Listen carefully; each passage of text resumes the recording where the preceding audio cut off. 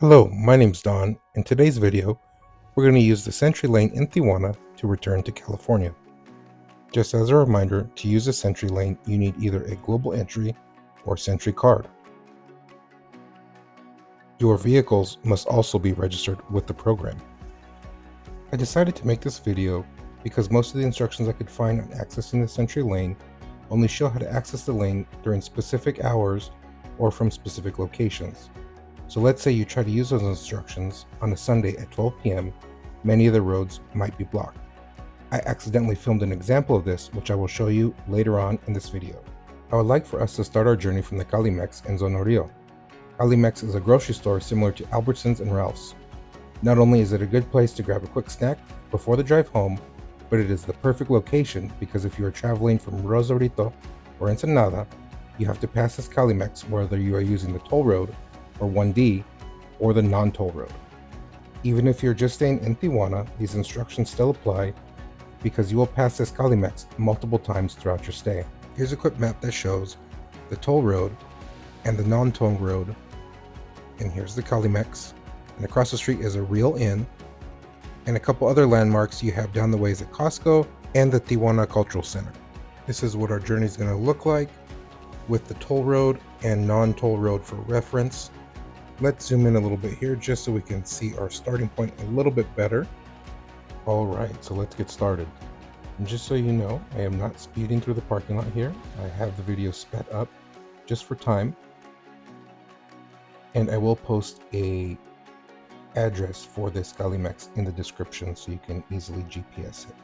So we're going to come out of this parking lot here, make a quick left, and then we're going to turn right onto Paseo de los Héroes, or Paseo de los Heroes for all you non-Spanish speaking folk, and we're going to continue down until we see a statue of Abraham Lincoln. Yes, the President Abraham Lincoln. So when we get to the statue of Abraham Lincoln, we're just going to go straight through the roundabout and continue. And what we're looking for is another roundabout with a statue in the middle of General Ignacio Zaragoza, and we're coming up to it now. And what we're going to do is essentially make a left-hand turn. So I'm going to wait for some traffic to clear here, and then I'm going to start my turn. You need to be a little bit careful in these roundabouts just for oncoming traffic.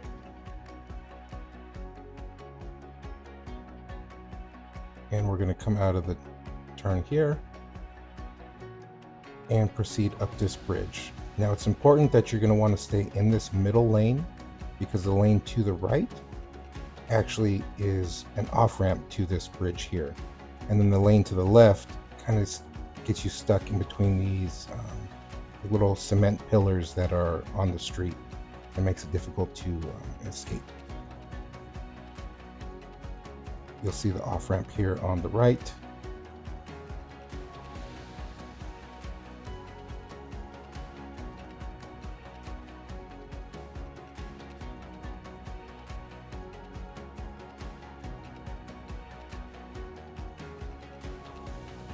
And you also notice this Farmacia here on the right. That's a good last minute stop if you need any sort of medications or any sort of, like Powerade, Gatorade. They have a lot of it there.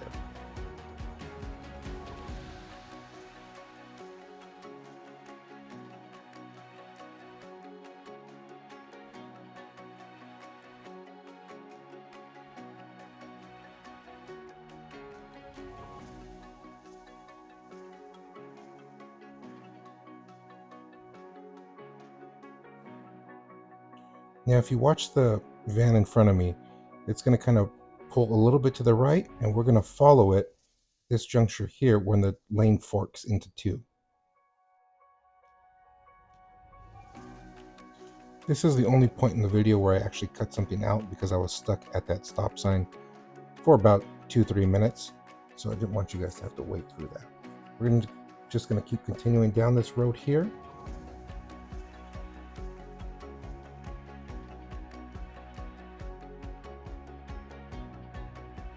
We're coming up to another traffic circle that has a traffic policeman, and what he's going to do is when the traffic starts to back up, he actually blocks off the route, like I was telling you earlier, where they do shut down some of the quicker access lanes, and there's a white van coming from the left of the screen that you'll see here in a second. There it is. And the traffic cop's actually turning him away, saying, he has to take the route basically that we're taking. However, the way he's waving him off to, it's kind of difficult to turn around, and you do end up getting stuck in a ton of traffic. So, our way could take possibly 5 minutes longer on a non-peak time. However, if you get turned away like that van just did, it could be, possibly 15, 20 minutes, depending on how crazy the traffic is that day.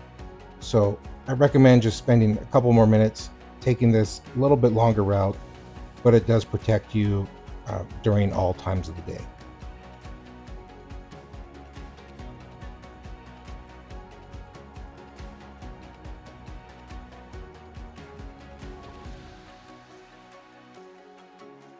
When you see these green signs overhead, you definitely want to check your location and make sure that you are in the two centermost lanes, because if you are in the right lane, that actually takes you away from the SENTRI Lane.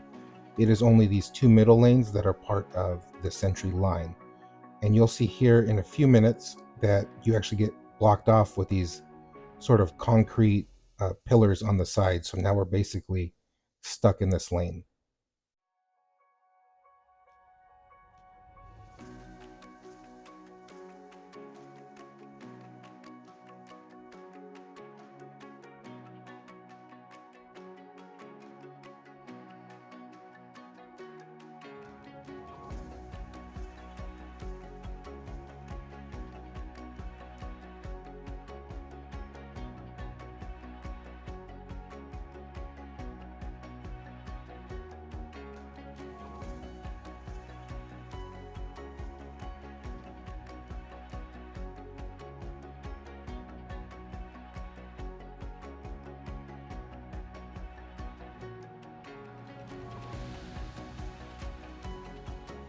We're coming up to another traffic policeman here who's going to wave us through. He periodically stops the SENTRI Lane traffic just to allow the crossing traffic to pass through. Now, I was one of the last cars he waved through, and what I'm going to do is take advantage of that and kind of take a quick little lane change here off to the left. And the reason why I'm doing that is because up ahead, right before you cross into the United States, the line on the right only has one line that allows you to travel into the United States. However, there's times where the left lane forks into two.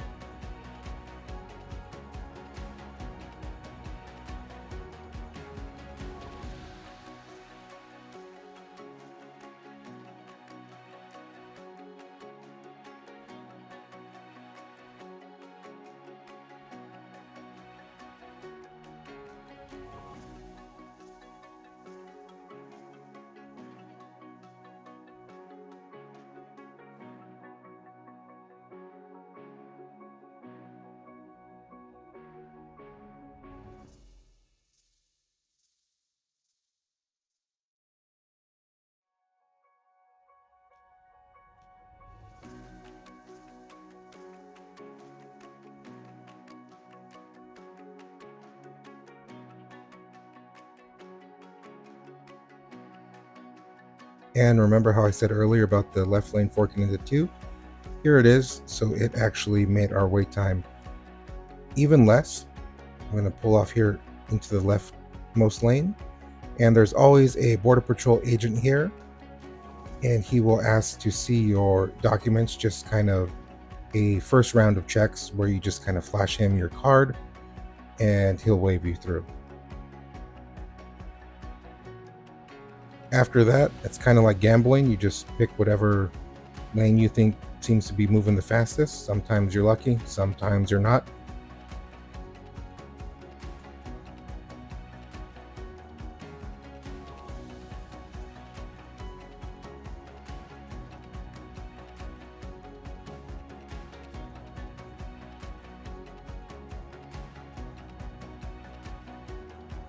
Up here on the left, there's a little contraption where you can scan your SENTRI card or global entry card, and it'll tell you how many people are in the car.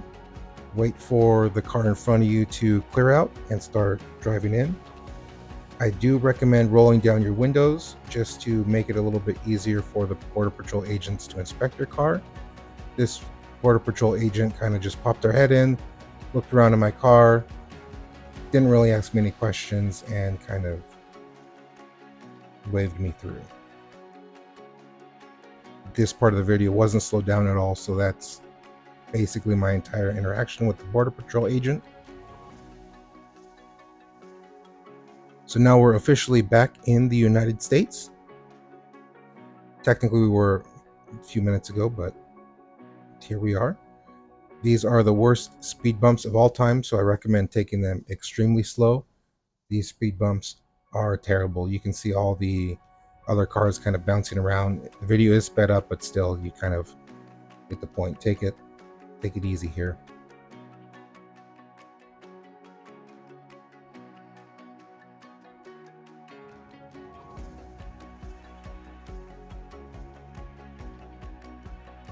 And this is pretty much the end of the video. I do appreciate you taking the time to watch. Hopefully this does help out a couple people. I was planning on making a few more videos, such as how to get to the medical or fast pass lanes, how to use the ready lane, and the general lanes. Would love some feedback below. Leave some comments, ways I could improve.